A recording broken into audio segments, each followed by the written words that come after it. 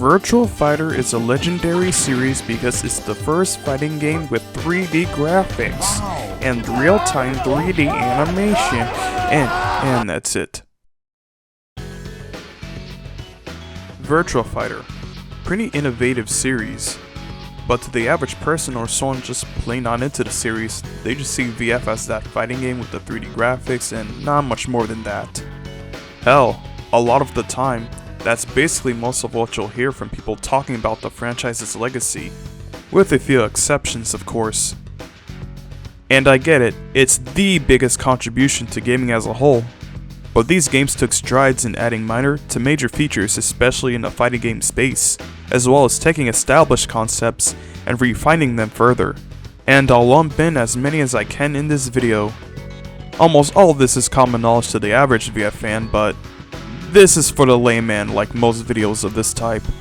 The way I'm gonna do this is list the big innovations, then put some gameplay stuff that the franchise will run with and further refine, as well as some other games. I don't want this whole thing to be a whole VF glaze.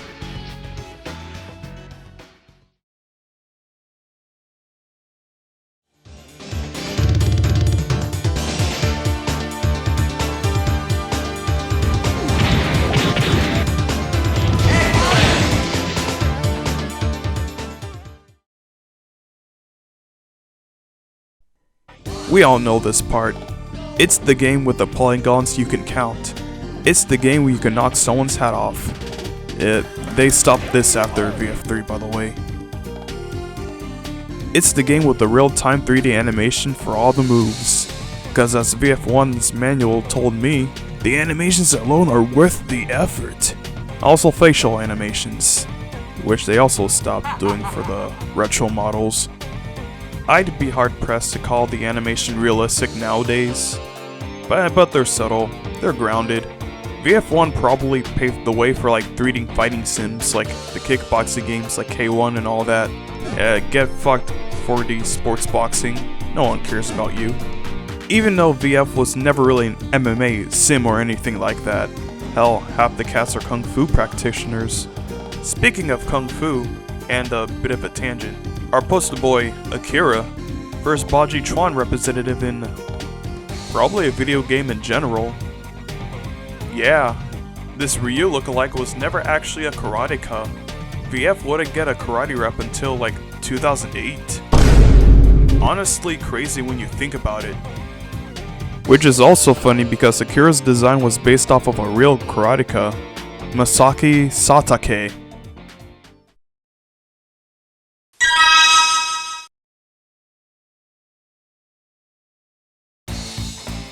This is the Z-axis and god damn it they'll use it. No sidesteps, but we'll get to that. Some games mess around with arenas like this. Soul Calibur is the big one, and I like to think stage transitions are an evolution of that. Dead or Alive is big on them, and they're fucking hog wild. Some love ring outs, some hate ring outs. I think it can make things more tense, especially in a competitive environment.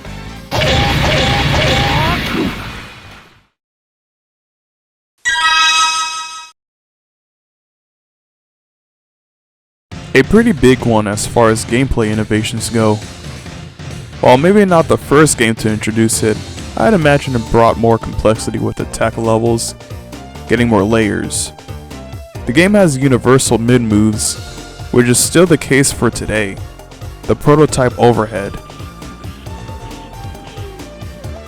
It's funny how VF1, while not that good to play nowadays, it still has a lot of VF's pure basics that sorta kinda still apply.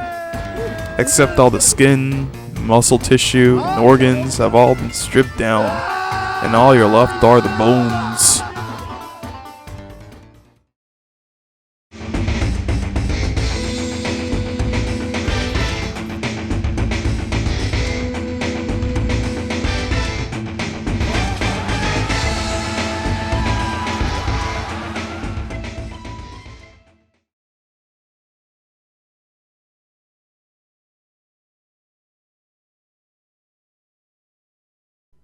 New tech, new games, new tricks to pull.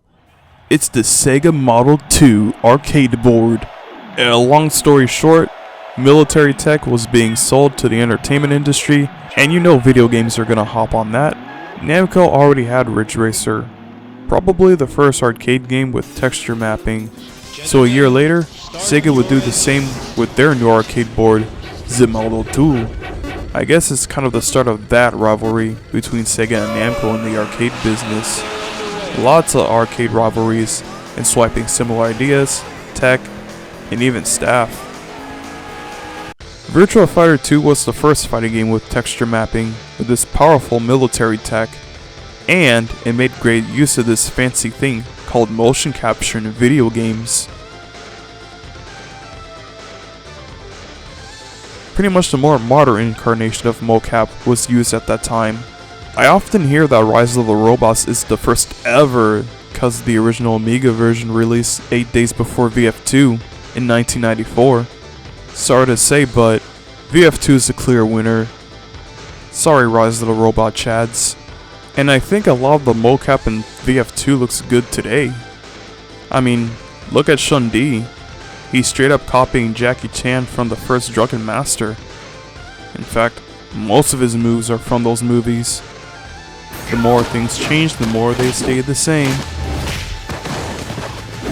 Hell, Yu Suzuki himself went to China to train in Baji Chuan to push the realism for Akira's moveset, and to visit locales for stage inspiration and textures. Kinda like how Sonic Team would do the same for the Sonic Adventure games for their locales later on. You chubby motherfucker! Knuckles!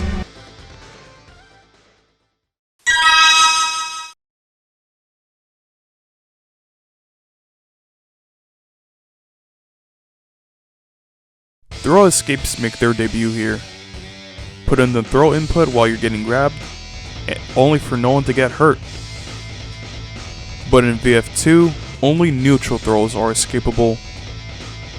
VF has had their own ways about throw teching, and I'm just gonna leave it here.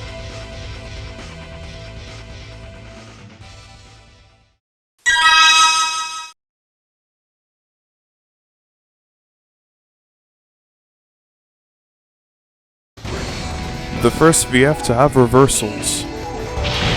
I don't know what playable character in a fighting game had them first, but they make their way into the series, and pretty much kept them since.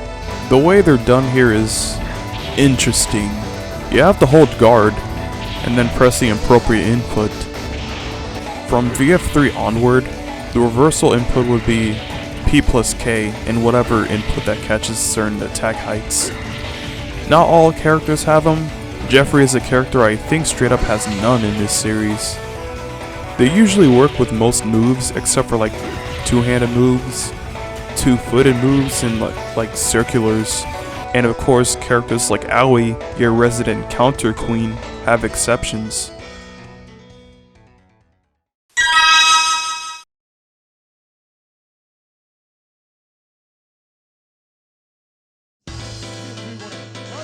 This is where the series tried to do something more with the concept of the 3D space. Our new Kung Fu boys, Lion and Shun-Di, have moves that move them towards the Z-axis, but they are the only ones who can do that in the game. Kinda like how Tekken 2 has sidesteps with Kazuya's mid-step.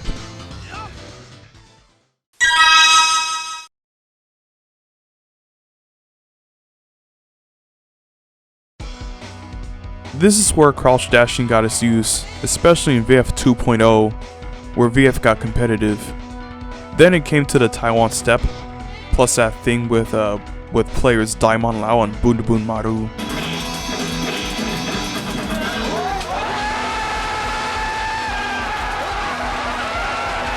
It's harder to do in 3, but it's way more lenient in 4 and 5.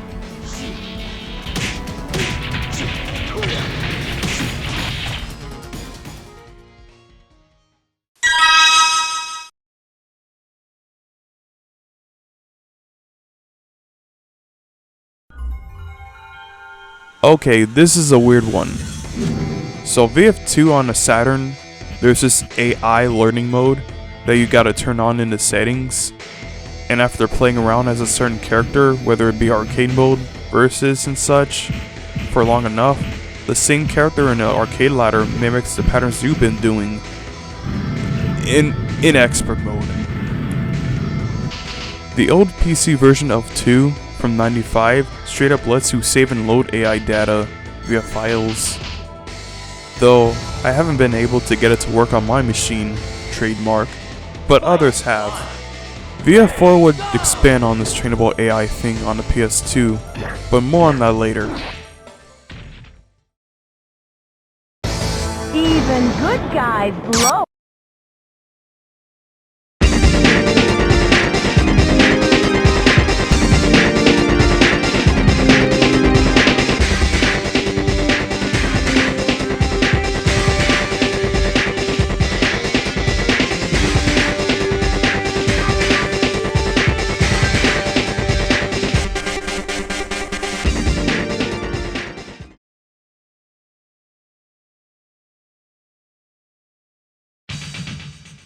This is the last VF that will make the biggest deal about its graphics for showcases and stuff like that.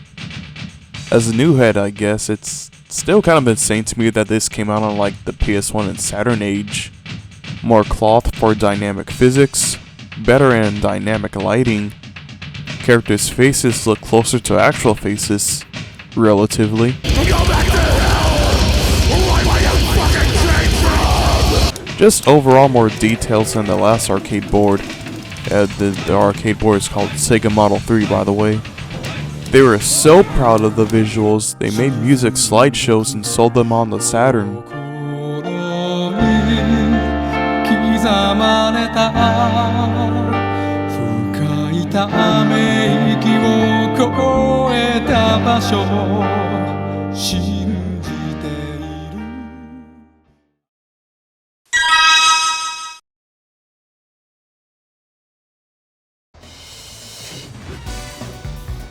Now for a bit more on the gameplay related things.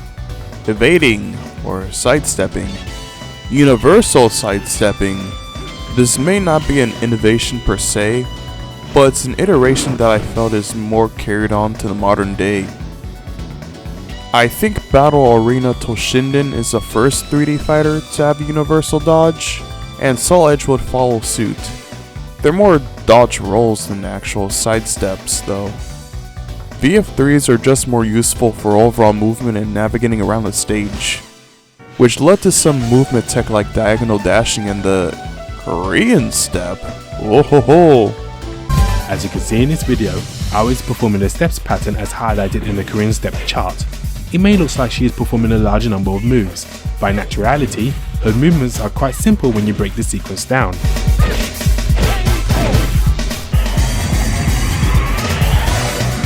Here you can see that Aoi went from step 2 to cancel in her movements with step 4, then back to step 2 to evade Leon's attack, then back to step 4 to follow through with an attack of her own. Now she went from step 1 to step 5, activating multiple times to evade Leon's kick before following through with another attack.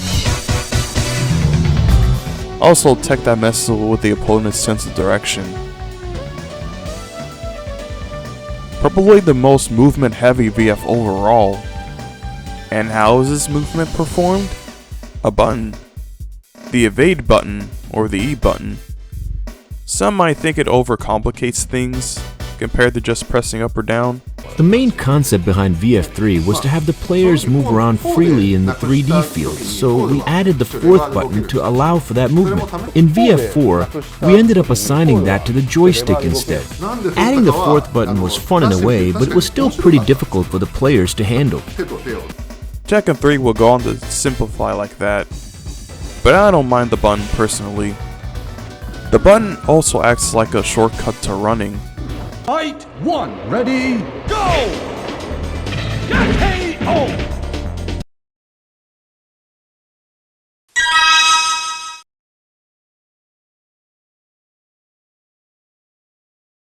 This is no doubt the big thing that VF3 brought to the table, as was the thing that makes it the more unique VFs.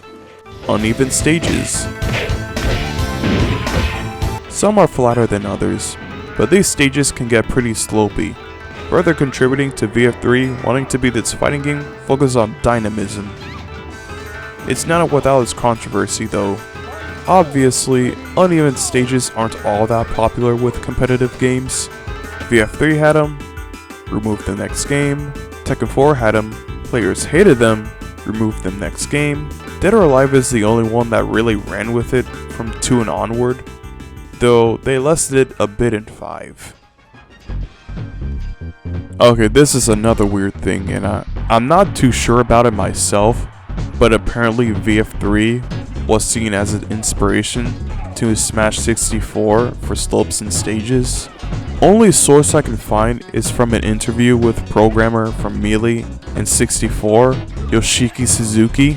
Again, only interview I can find of this guy related to Smash, and it's a Japanese interview too.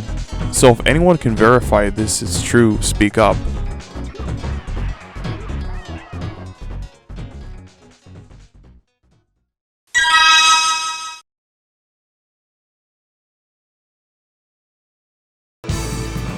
Last but not least, walls.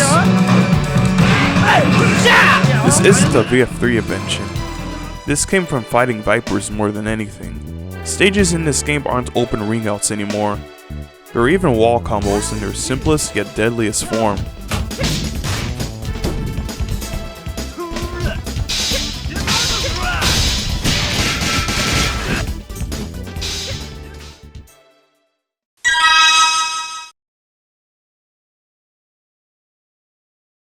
I was debating myself whether I was going to include this unironically, but this was conceptualized as a Virtua Fighter RPG, as Akira's origin story and all that. Plus, the combat in Shenmue is basically VF3 Lite, at least the first 2 games. Except it has this weird guard parry system. Also, the combat itself is easy as balls. An open but also really dense world, a whole lot of NPCs on screen, pretty detailed graphics for the console until the PS2 came later on.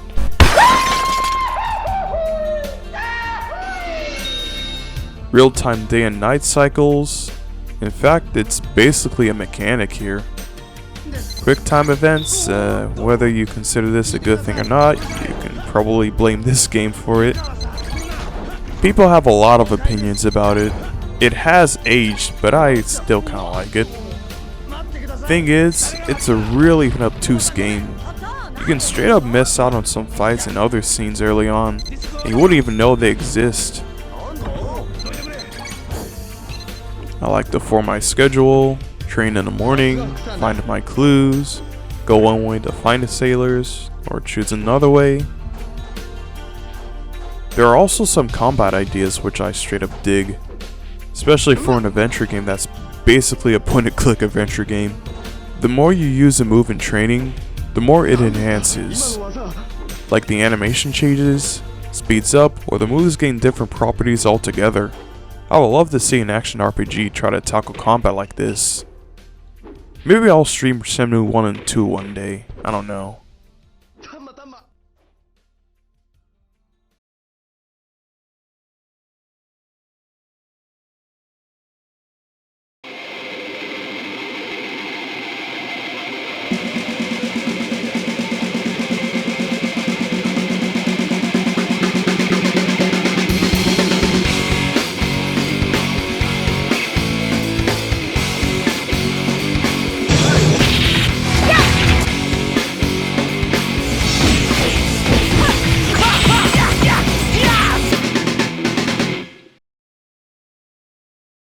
VIRTUA FIGHTER 4.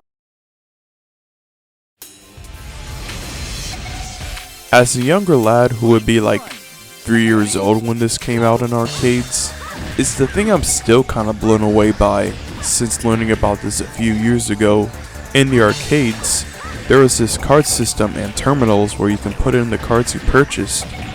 With these cards, you put in all your battle info, show off how many fights you've won, lost, or what neighborhood you came from. And apparently, These cards can be used up to 500 times until you renew them. Also, there is this thing called VF.net where you can connect and check on player profiles, stats, ranks, and replays.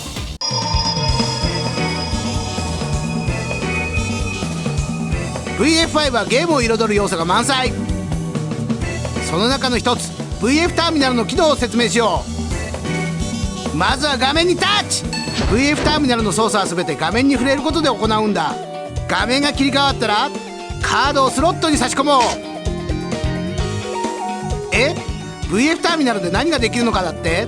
よーし、それでは VF ターミナルの機能を説明していこう。VF.net can be accessed via terminals at arcades, or just playing online at home, or on your phone, or whatever.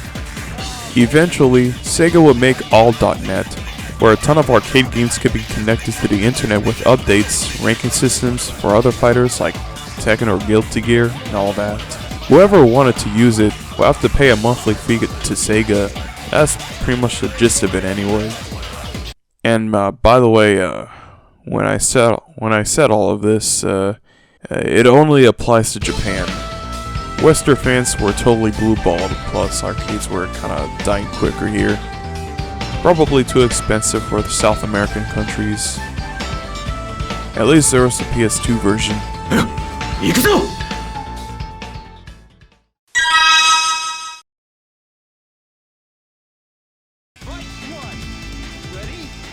Also, it's the first traditional fighting game to have a ranking system. They basically took the judo belt ranking system and put them into a fighting game. You lose ranks, you gain ranks, you get to the higher tiers above 10th Dan. Damn, this sounds pretty familiar.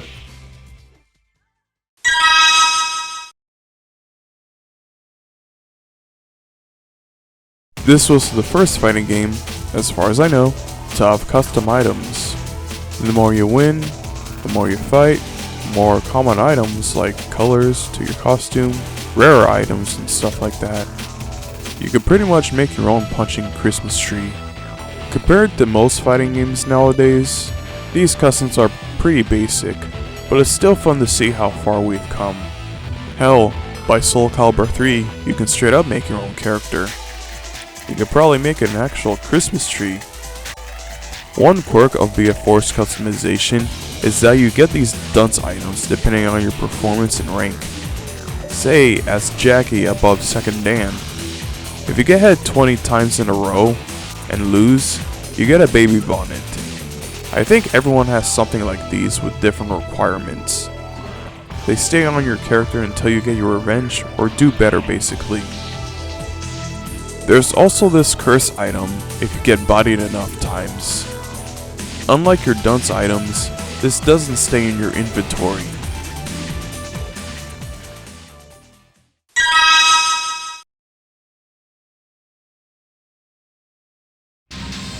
Probably the most well-known mode of VF making its debut in a console version of Virtua Fighter 4 Evolution, the update to VF4 in 2002 on arcades.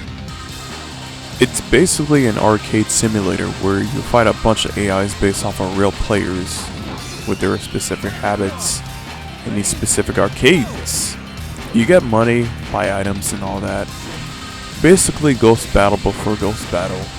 Well, that's more Kumite mode from Vanilla 4, but you know what I mean. There are some fighting related missions. Along the way, you can choose what missions you can play. Some are required to progress and play tournaments, plus those weird ass mini games like Seesaw Battle.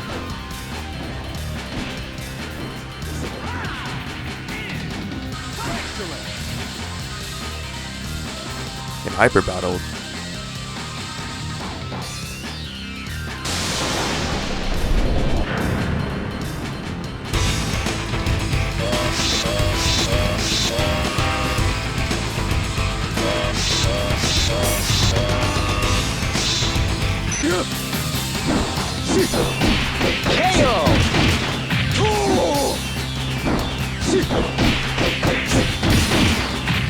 Fight 4! Ready?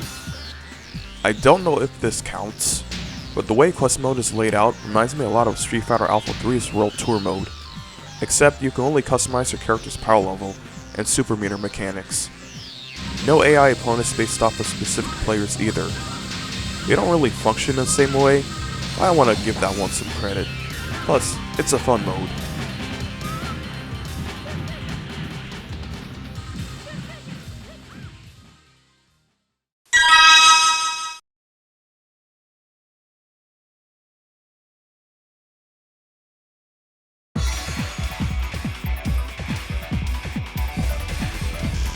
One of the biggest additions to VF4's console ports are the overhauls the training modes got.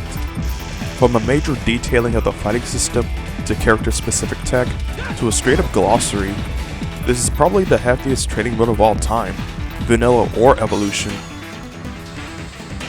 There's even a tutorial about defending against the dick jab spam.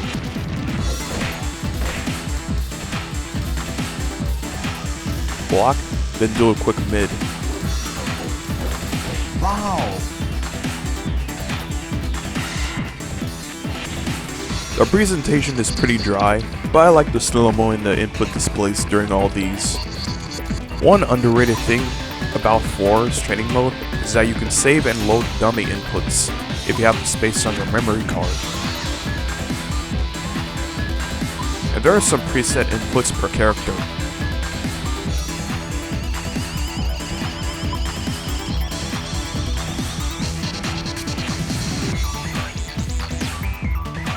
Not too sure what fighting game had the first replay system, but VF has definitely rebuilt this concept to its modern incarnation, especially with VF4 Evolution. Not sure about the arcade, but the console versions, you can pause, frame advance, show inputs at least.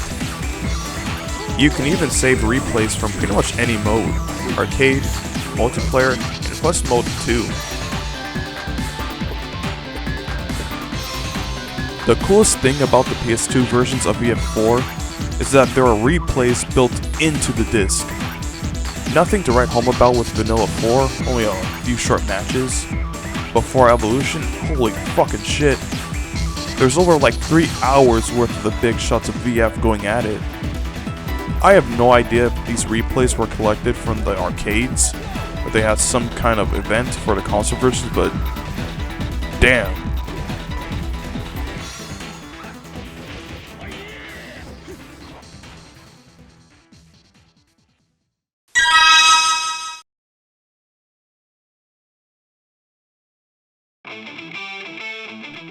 I basically spoiled it in the VF2 portion, but VF4 on the PS2 and only the vanilla release expands on the create your own AI thing. I have a video fucking around with it and having a friend fighting AIs that I've made a long while ago. But to sum it up, you can train your AI by yourself, teach it moves, coach it in other modes, feed it replays, all sorts of stuff. Trying to teach it movements like cross dashing or dashing in general feels a little jank, but it's still fun to do. Like I said, only Vanilla 4 on PS2. I know Tekken 8 has a similar mode, and you can straight up collect ghost data from like other players' profiles, so that's cool. I think Samurai Showdown 2019 has an AI training thing too, but with not so great results.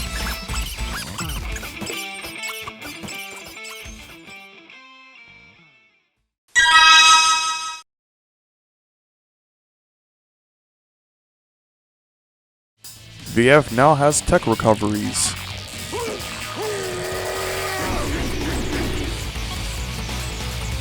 As far as fighting games go, I want to say Tekken 3 is the first game to have it, but in that game, only when you land on your back. Tech recoveries, tech rolls, whatever. Then, there's VIRTUA Fighter's sister series, Fighting Vipers. That has tech recoveries with the second game.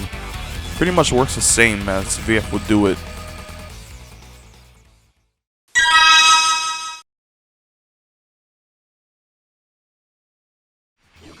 Lots of damage states got added.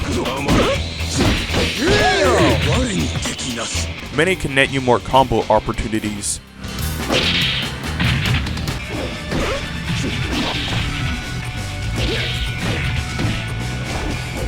Some of these I also felt got plucked from Fighting Vipers too, though Tekken 3 might have had them as well, or at least something similar. As far as VF goes, 4 is the one that introduced Sabakis. Basically a type of offensive move, where when you get hit by an oncoming attack, it can deflect that attack outright and stun your opponent, basically with this sound effect. Most Sabakis have a follow-up that usually crumples. I don't know when Sabakis like these appeared, and Sabakis in VF are more distinct compared to like a regular parry or reversal. Also, no more E button, just standard up and down to the side. This is also where the concept of failed and successful evades come from.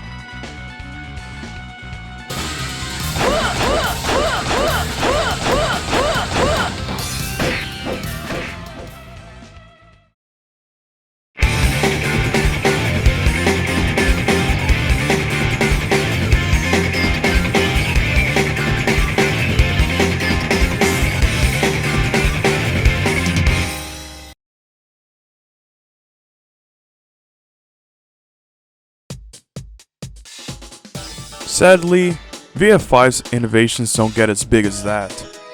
Obviously, graphics got a huge upgrade. New tech, new special effects. I think this looks great still. But VFNet is still around.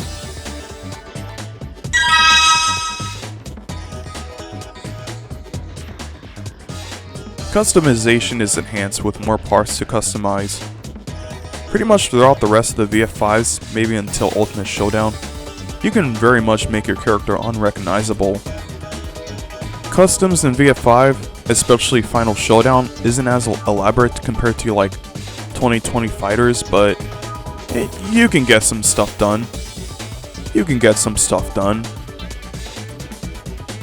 Plus, item-specific victory animations since VF5R, I believe. My name is Jackie Bryant. And of course, like VF.net, you can save and upload your replays online. I don't know if you can upload them straight to YouTube, but it seems like it.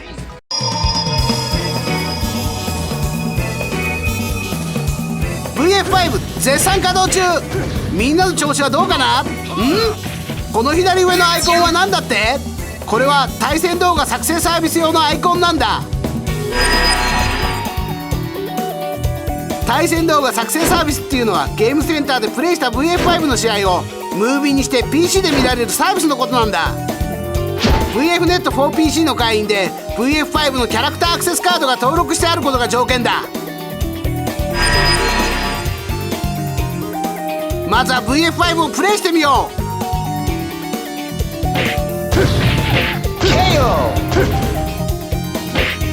試合直後このメッセージが表示されたら PKG の3ボタンを同時に押してみよう。これで対戦動画の作成要件が完了。ちなみに最初に出てきたアイコンは対戦動画が作成可能かどうか示すものなんだ。アイコンの意味はこの通り。家に帰って VFNet にアクセス。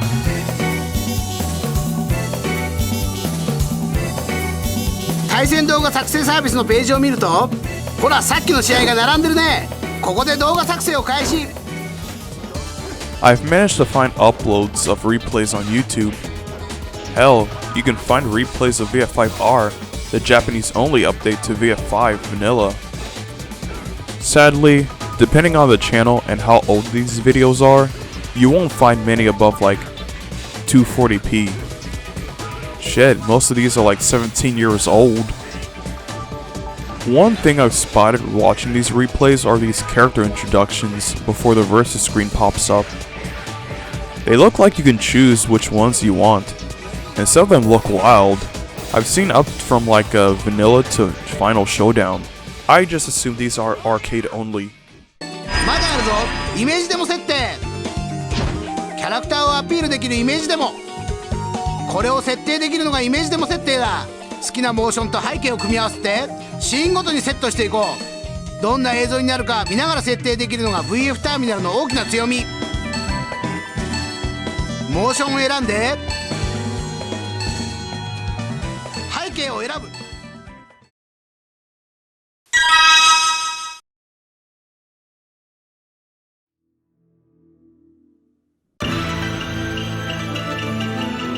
Player 1, Akira.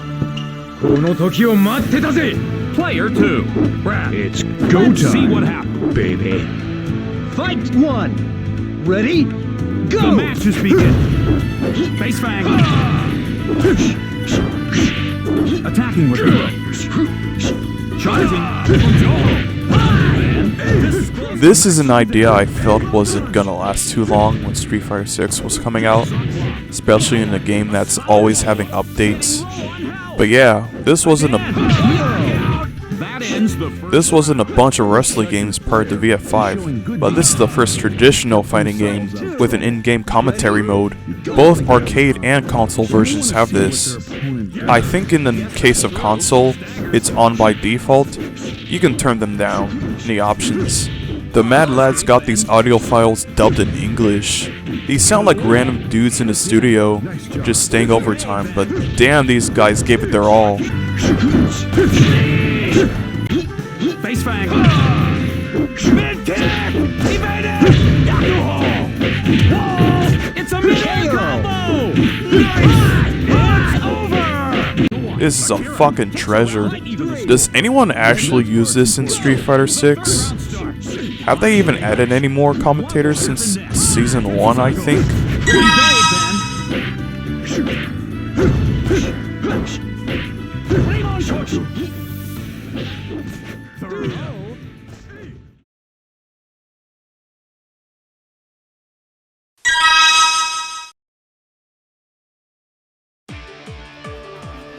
One of the bigger changes from 4 to 5 in terms of pure gameplay, 5 is a little more juggle friendly compared to 4.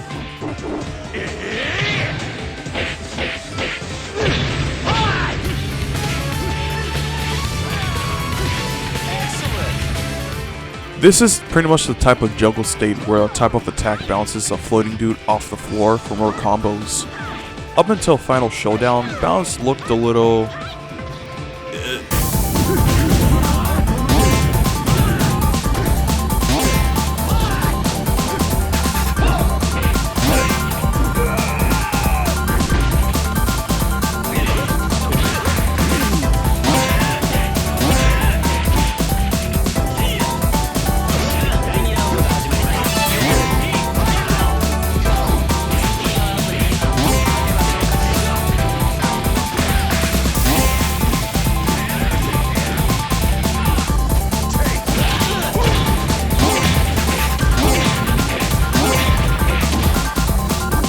a little goofy. Final Showdown made them a lot more natural and they work slightly different as well.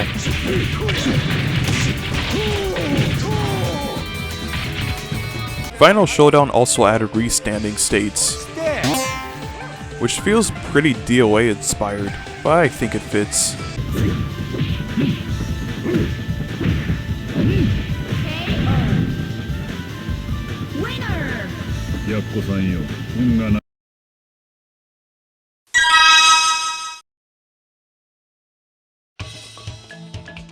VF5 gets a lot of emphasis on your sides.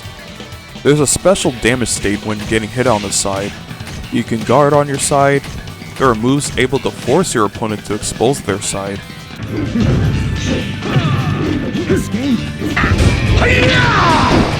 And I have no idea if 5R removed this, but there are throws made exclusively to throw your sides as well.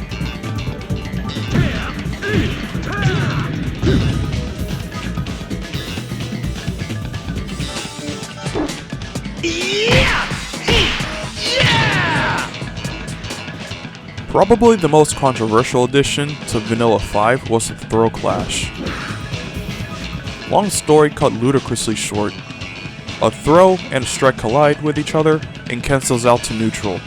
Many will tell you, including me, that it messes with VF's triangle quite a bit. They pretty much cut this in Final Showdown and beyond.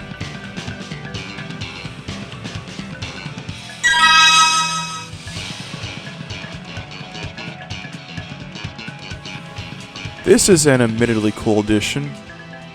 Virtua Fighter 5 Ultimate Showdown revamped VFTV to show you various replays of higher ranked matches.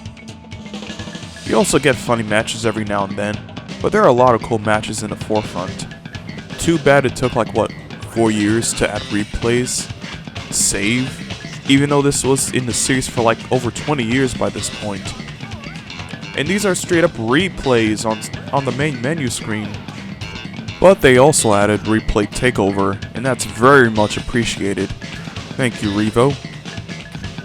But yeah, lots of growing pains with the more recent versions of VF5, and I will not elaborate further. Bruh, no wonder VF games don't have any story. They were too busy doing this shit.